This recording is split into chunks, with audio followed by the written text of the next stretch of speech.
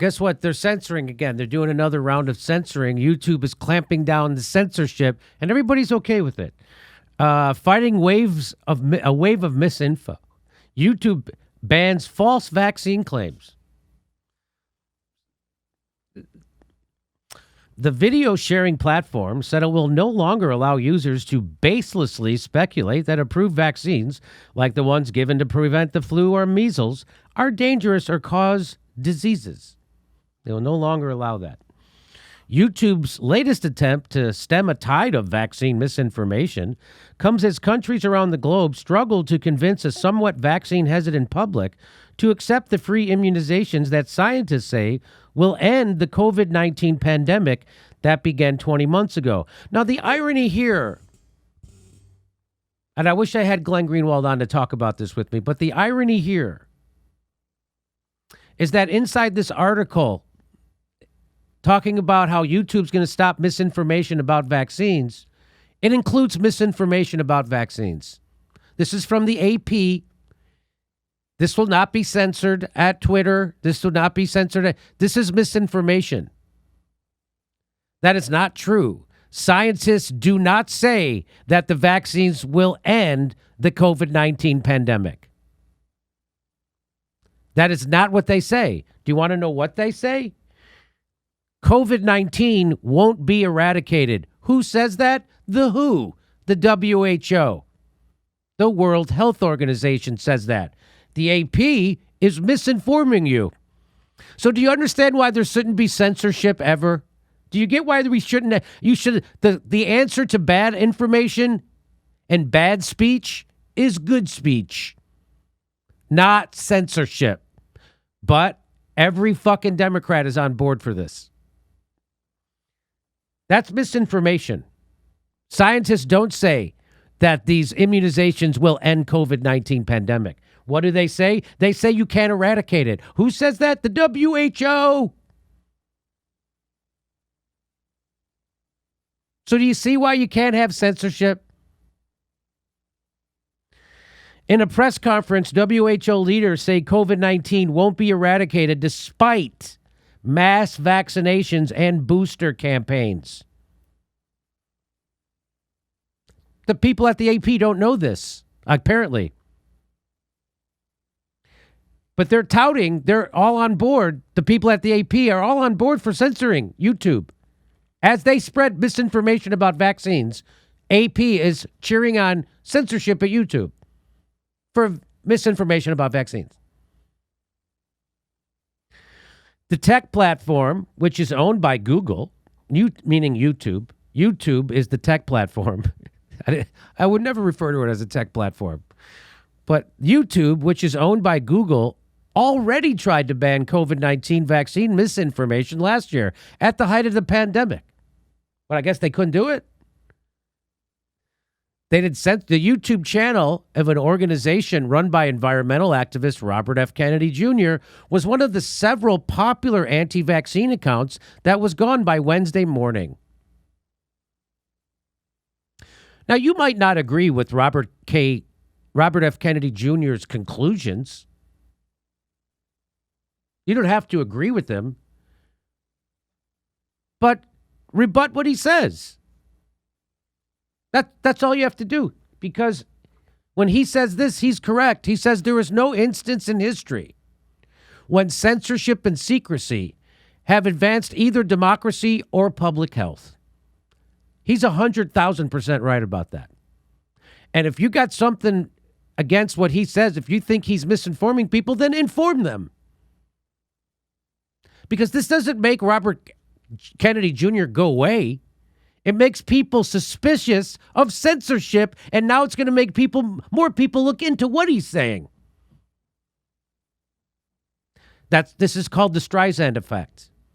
So this is going to give Robert F. Kennedy Jr. street cred because he's being censored.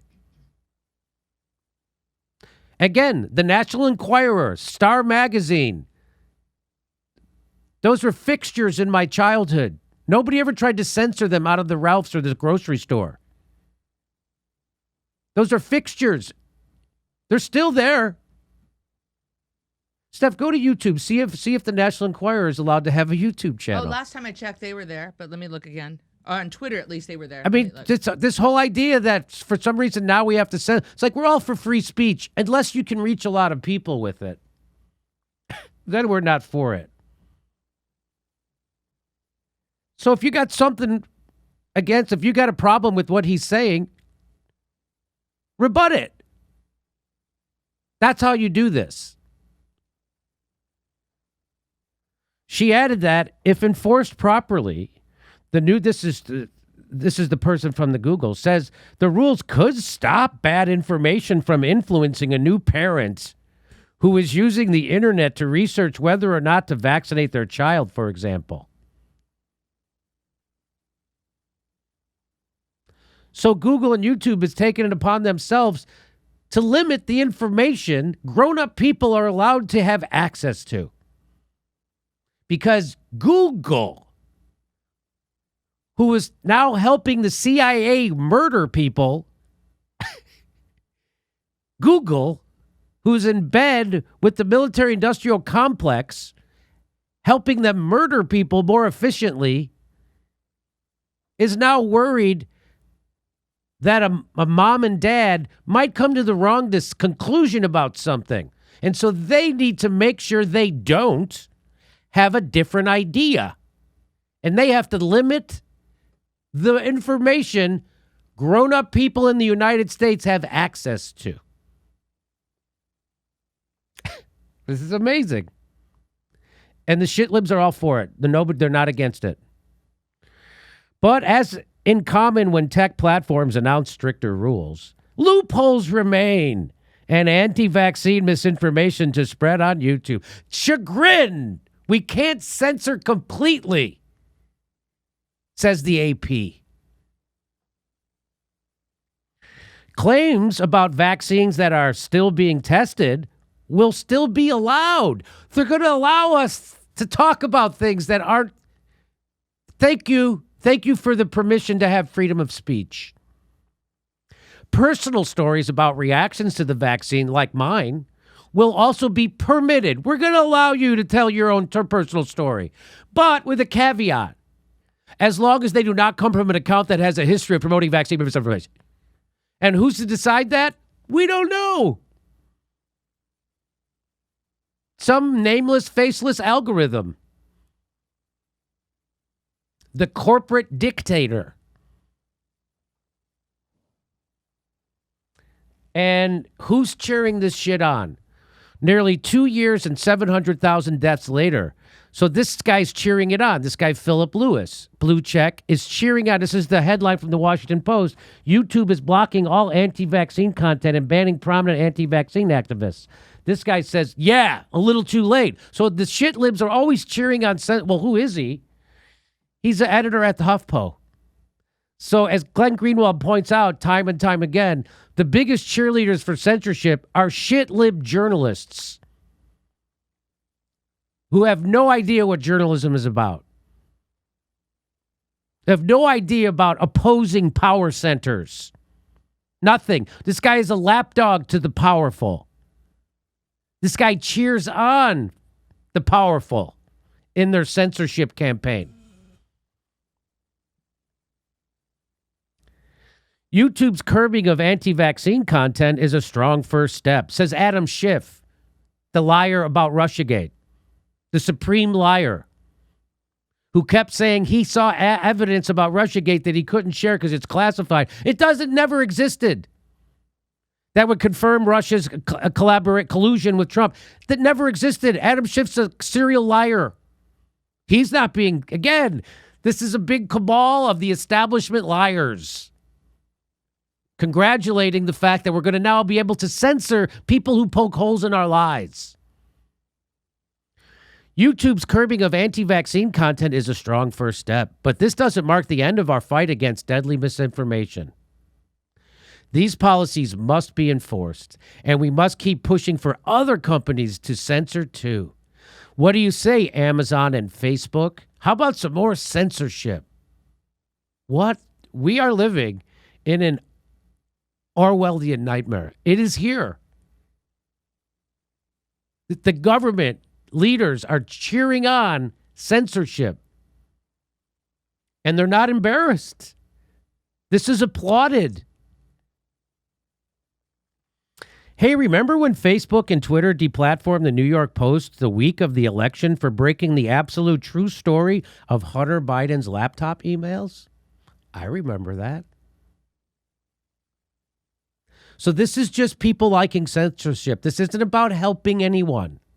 This is about the power of big pharma and the establishment to silence people. Because I showed you this, the article that's touting this is full. It starts off with huge misinformation. The article from the AP touting this starts off with huge misinformation. Vaccines cannot eradicate the coronavirus. This is, everyone's going to get it, and there's no getting away from it.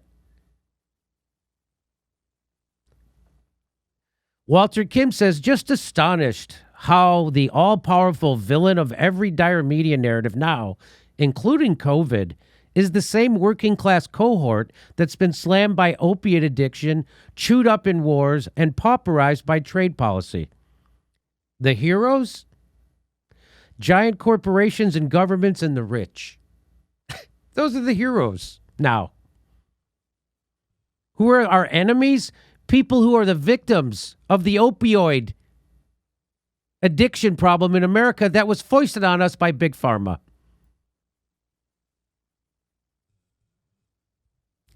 Who are the enemies? The people who went and fought in those 20 years of endless wars. And still are.